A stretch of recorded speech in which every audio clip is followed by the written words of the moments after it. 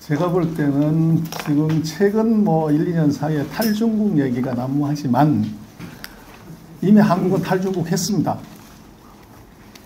그래서 아까 우리 양 박사님 지적하셨지만 3년 전에 이미 이 대중국 적자 났는데 3년 만에 지금 뭐 난리를 치고 있고, 제가 볼 때는 지금 한국은 대중국 관계에서는 20년 전으로 완벽하게 돌아갔다.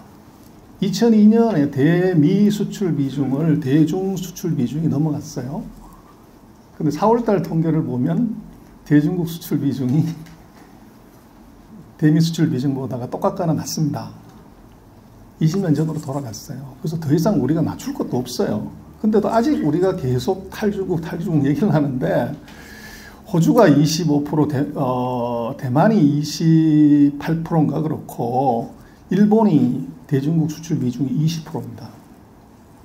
근데 이 나라들이 탈중국 하자고 얘기를 하냐, 그런 얘기 잘 안 하죠. 근데 우리는 아직도 계속 하고 있는데, 이건 왜 이러냐는 건 저는 세 가지를 보는데요. 우리가 이게 사고력, 인재력, 그 다음에 정보력이 약해가지고 이런 일이 벌어졌다. 이제 우리가 의리된 지가 한참이 됐는데 우리가 중국에 대해서 의리라고 인정을 안 한 거죠.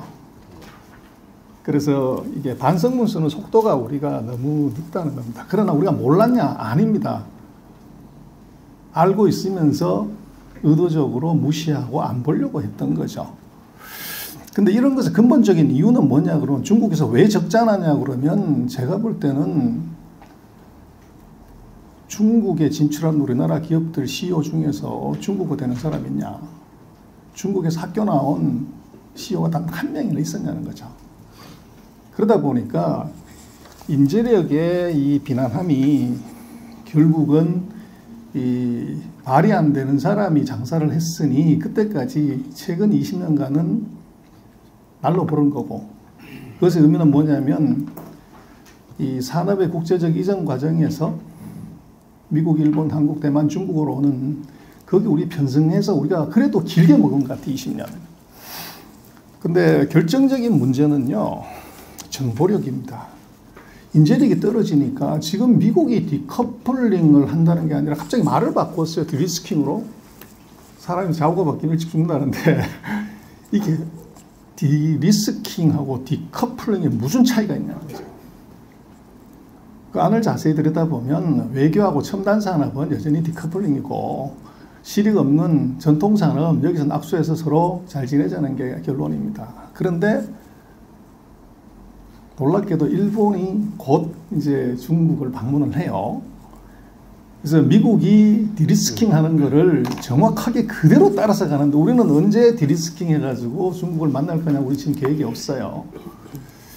한중 간의 관계는 아마 제가 볼 땐 최근 뭐 몇 년 중에 가장 나쁜 상태이기 때문에 갑자기 방향키를 돌릴 수가 없는 거죠. 그러다가 보면 미국마저도 디커플링이 아니라 디리스킹으로 돌아섰고, 일본이 돌아섰고, 맨 나중에 한국이 가가지고 이제 디리스킹 하자고 그럴 때 중국은 감동이 있을까요? 한국이 어떻게 보면 정보력 트렌드를 읽는 눈이 굉장히 약한 것이 이게 문제다, 이렇게 생각을 하고요.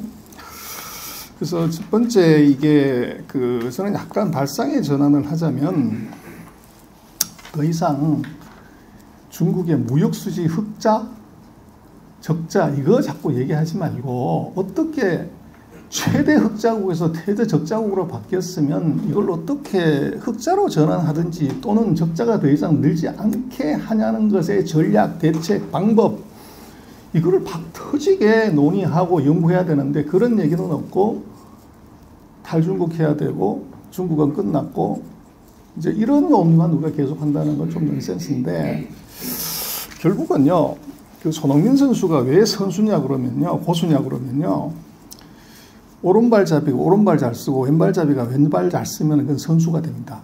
근데 양발을 다 쓰는 사람이 고수죠. 그래서 우리는 전통산업에서의 중국으로만 지금까지 계속 보고 앞으로도 그렇게 보기 때문에 답이 없는데, 4번 타자가 이게 항상 홈런을 치는데, 홈런은 모든 공을 다 잘 치는 게 아니라 자기가 좋아하는 공이 들어올 때 그때 딱 쳐서 홈런을 치는 거죠. 그래서 지금 우리는 신발 마스크부터 시작을 해가지고 반도체까지를 다 중국에서 잘해야 된다고 이렇게 생각을 한다는 겁니다. 그러나 이건 이제는 저는 이제 달리 봐야 되는 것은 아까 양 박사님이 정말로 뭐 예리하게 많은 걸 짚어주셨지만 대책이 뭐냐. 첫 번째는 그 무역 수지에 목숨 걸지 말고 경상 수지에 목숨 걸자. 돈에는 꼬리표가 없어요. 고스톱 쳐서 벌었든지 이게 열심히 날방 가서 벌었든지 돈은 꼬리표가 없어요. 우리가 365일 24시간 반도체 라인 돌려서 버는 돈이나 중국 관광객이 한국에 와가지고 이 눈부터 시작해서 얼굴까지 다 성형해서 거기서 번 돈이나 똑같습니다. 그래서 이제는 우리가 아까 양 박사님 얘기하셨지만 이게 팩토리가 아니라 마켓인데 왜 한국 사람, 한국 제품을 중국이 안 사냐. 거기는요. 제가 핸드아웃에 썼습니다만 12,000달러에 맞는 제품 팔아야 되는데 12,000달러는요. 중국의 14억 중에서 딱 가운데 딱 쳤을 때 7억 등이 12,000달러는 얘기고 상위 1억 등 5천만 등이 뭘 쓰고 뭘 먹냐 이게 중요한데요. 전 세계 벤츠 S클래스를 제일 많이 사는 나라가 36%를 사는 나라가 중국입니다. 루이비통, 구찌, 베라가모, 샤넬 전 세계 럭셔리의 35%를 사는 나라가 중국이에요. 한국 화장품 왜 안 되냐? 한국 차가 왜 안 팔리냐? 거기에 답이 있습니다. 그래서 답은요. 7억 등 이상에 있는 상위 1억 등 이 사람들은 이번에 마윈이 다시 중국 돌아왔다고 그러는데 마윈이 어디 갔는지를 보면 나옵니다. 미국, 유럽, 일본을 같이 한국에 안 왔어요. 그래서 한국 제품 안 팔리는 겁니다. 그래서 저는 그 경상수지에서 큰 게 서비스고 또 하나가 금융입니다. 그래서 지금 아까 말씀드렸지만 정보력, 인재력, 상황 판단이 굉장히 중요한데 철강화학, 조선기계, 중간재 안 팔린다고 이제 뭐 누구 탓이니 이런 얘기 하지 말고 중국이 코로나 전에 1억 6천만 명이 해외여행을 갔어요. 매년 10%씩 늘어납니다. 그래서 중국이 1년에 에어버스를 250대, 작년에는 470대를 주문했고 금년에도 160대를 주문했어요. 매년 10% 이상씩 늡니다. 1600만 명씩 늘어나는 거죠. 중국 관광객 1억 6천만 명 중에서 10%만 한국으로 오게 되면 우리나라 인구의 3분의 1이 중국 관광객으로 채워지면 거기서 나오는 무역 수지, 그 여행 수지는요, 반도체보다 더 큽니다. 그 중에서 거기에 10%, 160만 명을 강남으로 모셔서 5성급 호텔 공짜로 재워줄게. 그리고 이제 쌍꺼풀부터 시작해가지고 여기까지 다 하면 대략 견적이 소나타 한 대 값이 나온다고 그러더라고요. 그랬을 때 그러면 1600만 대 160만 대 소나타를 수출하는 이펙트가 여기서 나타나요. 그래서 제가 볼 때는 이미 우리가 미국, 일본 이쪽에서 그 카피했고 복사했고 우리 애들 거기다 창의를 더했던 그 산업은 우리보다 월등히 아까 이 교수님 말씀하셨지만 뺏기기를 잘하고 인구수가 24배인 우리보다 24배를 더 잘 뺏기는 중국이면 다 뺏긴 거죠. 그래서 첫 번째는 이 발상을 무역 수지 말고 경상 수지로 바꾸고 두 번째는 중국이 지금 브랜드하고 고차오 이 국산 제품에 목을 걸었어요. 24만 원짜리 운동화가 나이키보다 더 잘 팔린다는 거 이거 어떻게 봐야 되냐? 제가 볼 때는 우리는 중국 가서 공장 지어서 뭘 한다고 생각하지 발상 바꾸자. 아웃바운드가 아니라 인바운드로 보자는 거죠. 그래서 메이드 인 코리아로 가면 이제 다칩니다. 한중 관계가 이렇게 나쁘고 한제 정서가 이렇게 건데 한국 제품이라고 중국에서 브랜드 달면 오히려 네거티브 이펙트가 나요. 그래서 뭘 하냐? R&D with China, made in Korea 이렇게 가는 거죠. 중국 기업이 한국에 들어와서 물건 만들어서 이걸 중국으로 가져다 파는 구조. 지금 배터리가 대표적인 거죠. 그래서 이 전략이 중국에 어떻게 보면 거부감을 없앨 수 있는 이제 방법으로 생각이 되고요. 그리고 또 하나 이제 우리가 그렇다고 해서 그 중국을 그럼 어떻게 정의를 할래 그럴 때 저는 중국은 이제는 엑스포트 마켓이 아니고 이거는 SCM으로 봐야 된다. Supply Chain. 그래서 우리가 중국에서 흑자 안 하면 무슨 관계가 있습니까? 동남아하고 미국에서 흑자 왕창 내면 되죠. 지금 대미 흑자가 대중 이 흑자만큼 지금 납니다. 그 비결이 뭐냐? 자동차하고 전기차 배터리 이것 때문에 그래요. 동남아 수출이 좋아진다고 그러는데 동남아 국가들은 수출의 40%를 미국이 하는 게 중국을 합니다. 그래서 동남아에 제대로 수출하려면 결국은 동남아가 필요한 중간재를 거기다 팔면 되는 건데 문제는 최종 종착점이 중국이기 때문에 중국의 트렌드를 정확하게 읽어야 우리 중간재를 어떻게 팔고 언제 팔고 뭐를 팔아야 되는 게 나오는 거죠. 그래서 중국은 이제는 우리로서는 이것이 미국하고 동남아에 수출을 많이 해서 중국에서 못 보는 걸 때로 볼 수 있는 대안을 이걸 잘하려면 지금 우리 전기차 배터리가 세계적인 레벨이지만 리튬, 코발트, 망간, 흑연 작게는 60% 많게는 90%를 중국에서 수입해요. 한중 가격 악화됐을 때 저는 제일 이제 걱정이 되는 것은 반도체 절대 걱정 안 합니다.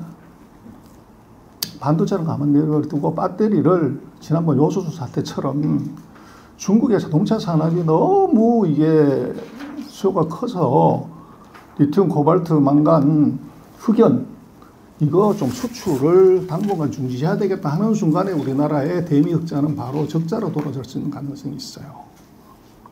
그래서 중국은 제가 볼 때는 우리는 이제는 아까 아임 박사님 뭐 몇 번 지적을 하셨지만 무역수지 흑자는 BEP 정도로 보자.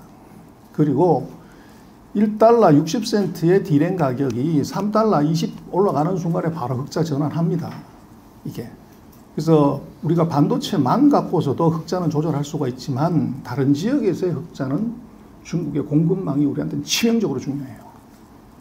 그래서 우리가 요소수 사태를 다시 한번 복귀해 봐야 되는 것은 그것 때문에 그렇다고 생각합니다. 그래서 저는 우리나라는 어떤 나라냐고 얘기했을 때 아주 전통 산업에 강한 가마솥 속에 있는 입 큰 개구리다.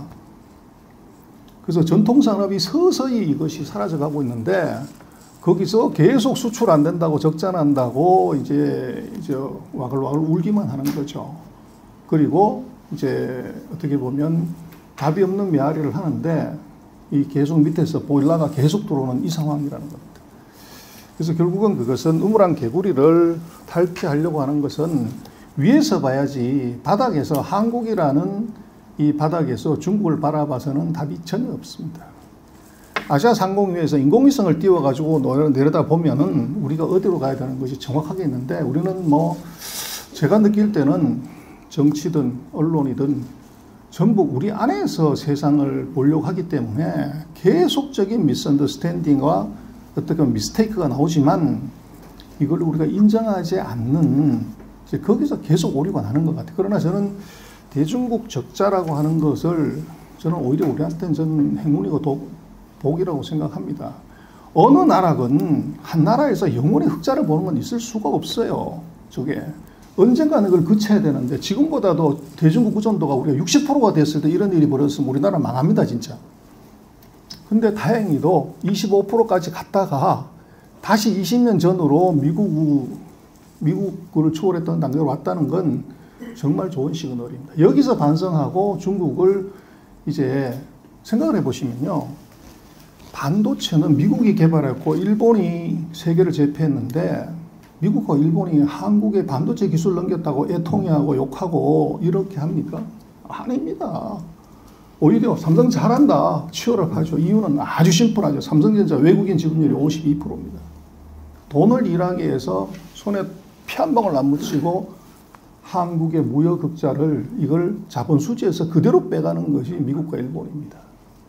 그래서 이제는 한국도 너무 이제 우리 생각끼리 이제 그렇게 하지 말고 조금 위에서 이렇게 내려보면 저는 그런 측면에 답이 있다고 생각합니다. 예, 이상입니다.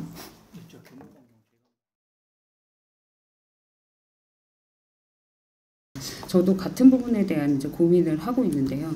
그리고 제가 이제 주로 최근에 연구하고 있는 것은 이제 미중 그 첨단 산업의 공급망 블록화에 따른 우리 산업의 대응입니다. 그래서 제가 작년에 이제 2차 전지 분야들을 연구를 해서 그 결과의 내용을 가지고 또한 이제 우리 산업에 어떻게 대응해야 될 것인지에 대해서 간략하게 말씀을 드리겠습니다. 이제 대중국 적자에 대해서 이제 잘 설명을 해주셨고 저도 다 동의를 합니다.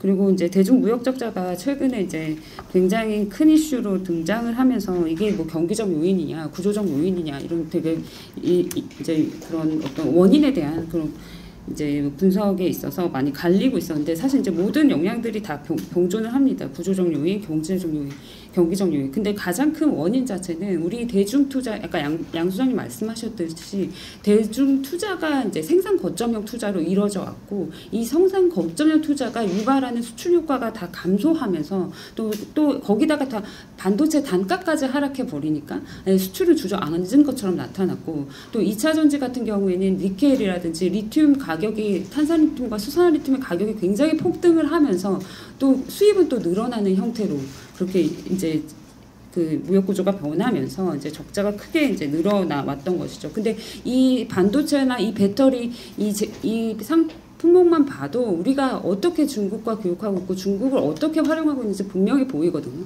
근데 이 D램이 이제 제가 D램 수출 단가를 좀 비교를 해봤는데 D램이 이제 삼성전자에서 이제 우리 삼성전자 현지 법인으로 보내고 거기서 다시 이제 수입하는 그 품목인데 이제 수출 단가는 하락을 하고 또 수입 단가는 늘어나면서 또 수입은 늘어나게 되는 것이죠. 그러니까 이 현지 법인과 한국 기업과의 어떤 매출입 구조에 의한 어떤 수출 적자일 수도 있다라는 그런 생각이 또 하나 들었고 그리고 배터리도 마찬가지입니다. 이제 LG엔솔이랑 삼성 SDI 그리고 SK 모두 다 이제 중국에 진출해서 공장을 지었고 거기서 이제 NC 배터리 만들어서 다시 한국으로 가져오는 그 구조거든요. 그러니까 당연히 또 수입은 늘어날 수밖에 없는 그런 구조고요. 그래서 그런 면에서 봤을 때 우리는 아직도 중국을 생산 기지로 보고 있고 아직도 공급망의 기지로 의존을 하고 있다. 그래서 중국에 대한 공급망의 이 의존성 이것들을 어떻게 이제 완화시켜 나가면서 중국을 생산 기지가 아닌 시장 기지로 어떻게 활용을 할 것인지에 대한 그 고민이 이제 시급한 과제라고 생각을 하고 이런 부분에 있어서 일본은 우리랑 조금 다릅니다. 그래서 일본은 생산 기지를 일단 뭐 동남아 지역에 일찍이 이제 구축을 해놨기 때문에 중국을 생산 기지로서의 그 가치보다는 그 시장으로서의 가치를 보고 먼저 접근을 해서 우리하고는 조금 구조가 다른 차원이거든요. 그래서 우리는 조금 더 양 소장님 말씀하셨듯이 사실 일찍이 이 부분에 대해서 인식을 하고 어떤 패러다임의 전환과 어떤 협력 방향에 대한 전환이 필요했었는데 그 시기를 조금 놓쳐버린 감이 있다. 근데 지금부터라도 이 변화하는 환경 속에서 우리가 진출할 수 있는 니치 마켓 또 우리가 중국과 협력할 수 있는 부분들을 찾아서 어떤 새로운 협력 방안을 조금 이렇게 고민을 해야 되는 시점인 것 같습니다. 제가 이제 예로 그 중국이 최근에 가져가고 있는 어떤 공급망 전략 중에 이제 배터리 분야에 대해서 좀 분석을 했었는데요. 간략하게 말씀을 드리면 세 가지 전략을 가져갑니다. 이제 공급망에 대한 내재화, 이제 기술 내재화를 가져가는 것이죠. 중국은 이제 LFP 배터리라고 해서 이원계 배터리, 우리나라 NCM 배터리보다는 좀 효율이 낮은 배터리인데 이 LFP 배터리의 어떤 시장 점유율을 확대해 가면서 또 NCM 배터리 효율에 준하는 어떤 CTP 기술, 셀프팩 기술을 활용한 어떤 블레이드 배터리 그리고 LMFP, 그래서 망간을 추가해서 그 효율을 NCM 배터리에 준하는 효율을 이제 기술 수준을 이제 올리는 건데요. 그런 기술 내재화를 통해서 자기네들이 경쟁력을 확보해 가려고 하고 있고요. 또 하나는 이제 공급망의 글로벌화. 이제 이 부분이 주목해야 될 부분입니다. 우리가 이제 반도체 같은 경우에는 미국이 워낙 경쟁 위에 있고 원천 기술을 보유하고 있기 때문에 중국이 굉장히 수세적인 입장이지만 배터리는 굉장히 공세적으로 중국이 나갈 수 있는 카드가 되게 많은데 지금 약간 간과하는 그 부분인 것 같거든요. 근데 지금 이제 미국이 자국 중심의 배터리 공급망 생태계를 이제 그러니까 다시 재구축하기 위해서 우리나라나 뭐 일본 기업들을 유치하고 있는 이 상황인데 중국은 이제 미국 시장도 이제 진출을 하지만 이거 조금 우회해서 유럽 시장과 아세안 시장에 대한 진출을 계속해서 확대해 가고 있습니다. 그래서 특징 중에 하나는 인도네시아에 대한 이제 투자를 하고 있는데 이제 니켈 광산이 다 거의 인도네시아에 있고 인도네시아 니켈 광에 대한 수출을 이제 금지시키면서 인도네시아 안에서 재련과 이제 그 광산을 다 재련과 가공을 다 해야 되는 그 상황이었거든요. 그래서 가장 먼저 진출한 게 중국 기업이고요. 중국 기업들이 인도네시아 국영 광산들을 다 인수해 가면서 그리고 단순히 또 광산만 인수하는 것이 아니라 어떤 재련과 가공과 셀 제조와 리사이클링, 밸류체인 전반에 대한 투자를 확대하면서 중국의 전기차 생태계를 다 인도네시아에 만들어놨습니다. 그리고 단순히 어떤 이 인도네시아를 궁금한 기지로 보는 것이 아니라 아세안에 진출하고 있는 전기차의 어떤 수요 시장으로 보고 있는 것이죠.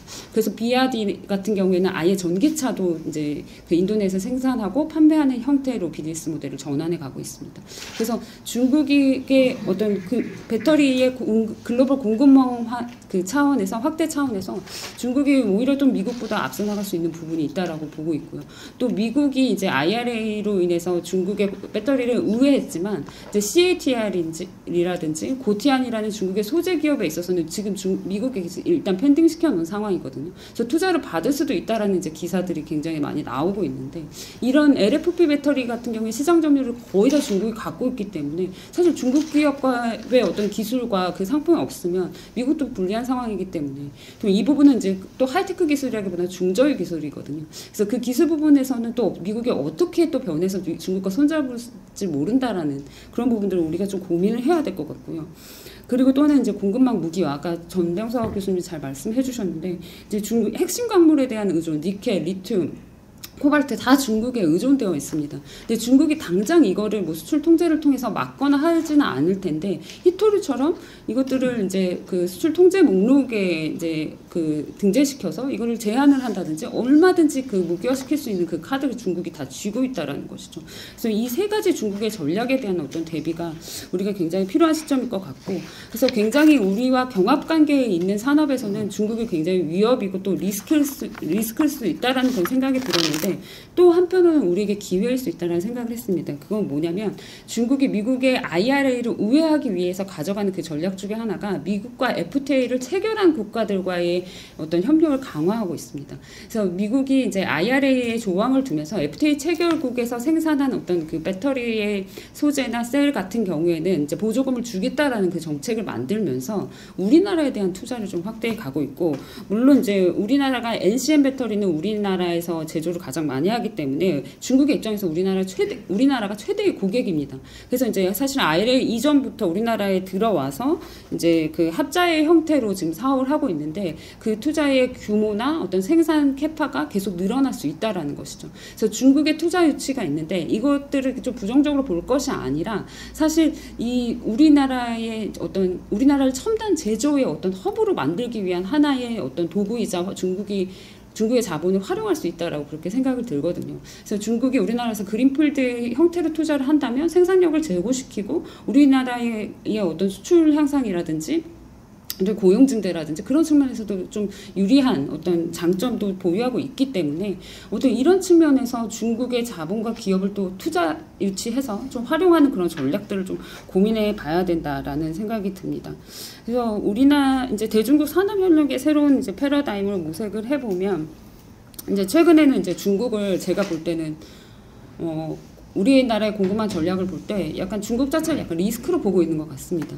그 중국은 이제 리스크가 아니거든요. 예, 아까 이제 앞에서 박사님도 다 말씀해 주셨듯이 중국은 우리가 이 거대한 변화하는 이제 중국 시장을 충분히 활용해야 되고 또 이 중국의 자본을 좀 활용해야 되는 측면이 있어서 사실 중국 자체를 리스크로 보기보다는 어떠한 분야에서 우리가 다시 중국과 손을 잡고 중국의 자본을 활용하고 시장을 활용해 볼 수 있을지, 예, 그런 관점에서 다시 접근을 해야 될 것 같습니다. 그리고 공급망도 무조건 탈중국 뭐 공급망 다변화할 것이 아니라 정말 지금에서는 뭐 반도체라든지 배터리든지 중국을 대체할 수 있는 공급망을 찾는 것 자체 굉장히 어렵거든요. 근데 그 공급망 의존성 자체를 지금 당장 줄일 수는 없기 때문에 이 의존성을 가져가되 근데 다변화는 이제 뭐 이렇게 미국 시장 진출이라든지 EU 시장 진출을 위해서 해야 되는 부분이 있겠지만 이 중국과 어떻게 이 공급망의 안전성 측면에서 어떻게 협력할 것인지에 대한 논의가 있어야 된다고 생각을 하고, 이미 이제 그 산업장관 회의에서 이 공급망의 안정 부분에 대해서 이제 협의 채널을 만든 걸로 알고 있는데 그런 부분들을 좀 활성해 가면서 중국을 어떻게 생산기지로 어떻게 봐야 될지, 또 소비 시장으로서는 어떻게 봐야 될지, 또 기술 협력 부분에서는 어떠한 국가로 봐야 될지에 대한 큰 어떤 대중국 전략이 굉장히 지금 기묘한 시점이 아닐까 생각이 듭니다. 네, 여기까지 마치겠습니다. 감사합니다.